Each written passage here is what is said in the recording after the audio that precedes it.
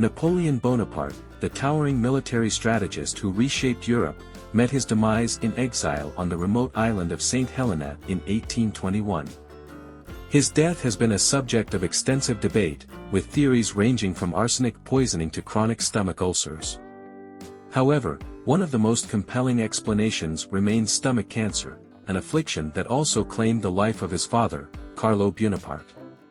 This striking similarity raises a crucial question: did Napoleon inherit a predisposition for cancer from his father? Furthermore, his younger sister, Pauline Bonaparte, reportedly suffered from a similar illness, reinforcing the possibility of a genetic link. Napoleon's father, Carlo Buonaparte, died at the relatively young age of 38 in 1785. His cause of death was officially recorded as stomach cancer, a disease that can have hereditary components. At the time, medical understanding of cancer was rudimentary, and there was little that could be done for those afflicted. However, modern science has established that stomach cancer can run in families, particularly in cases where multiple relatives develop the disease. Carlo's early death might have been an ominous warning of what was to come for his son. Napoleon himself suffered from persistent digestive issues throughout his life. He was known to complain of stomach pains, indigestion, and nausea. During his military campaigns, he often experienced severe bouts of illness that left him weakened. While these symptoms were sometimes attributed to the stress of war and a harsh diet, they could also have been early warning signs of the disease that ultimately claimed his life. In his final years, his health deteriorated rapidly, and his autopsy revealed a large ulcer in his stomach, consistent with advanced stomach cancer.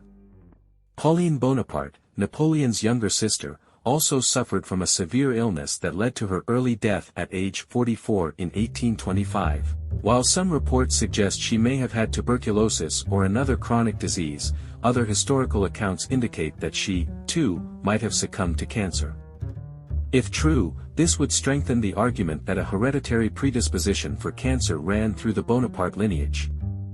Beyond Napoleon, his father, and Pauline, little is known about other family members who may have had cancer. However, given the high mortality rates of the time and the limited medical records, it is possible that other relatives were affected but went undiagnosed.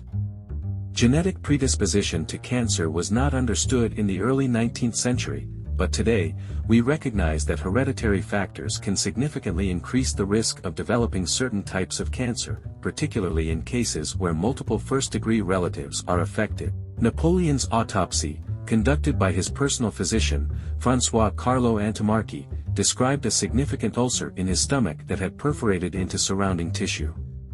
The descriptions align closely with advanced gastric cancer.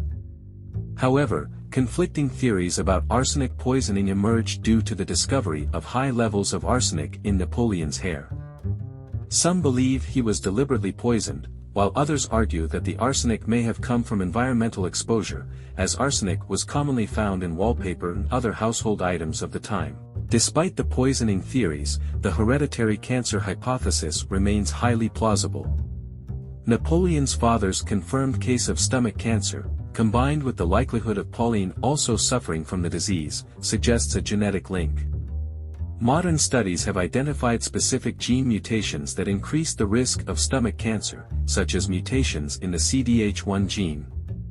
If Napoleon inherited such a mutation, he would have been at an elevated risk of developing the disease. Napoleon's final months were marked by debilitating pain, weight loss, and an inability to eat, classic symptoms of advanced stomach cancer. He became weaker and more lethargic, spending much of his time bedridden. The once dominant leader who had commanded Europe's greatest armies was reduced to a frail and suffering man. His death at the age of 51 was a tragic conclusion to a life of extraordinary ambition and power. While we may never have definitive genetic proof that Napoleon inherited a predisposition for cancer from his father, the circumstantial evidence is compelling. The presence of stomach cancer in multiple close relatives strongly suggests a hereditary component. If Napoleon had been born in the modern era, genetic testing could have provided clearer answers. However, given the medical knowledge of the time, his death was shrouded in mystery and speculation. In the end, Napoleon Bonaparte's greatest enemy may not have been the British, the Russians, or the endless coalitions that sought to bring him down, it may have been the very genes he inherited. His fate, intertwined with his family's history of illness, serves as a reminder that even the greatest conquerors are not immune to the silent forces of heredity and disease.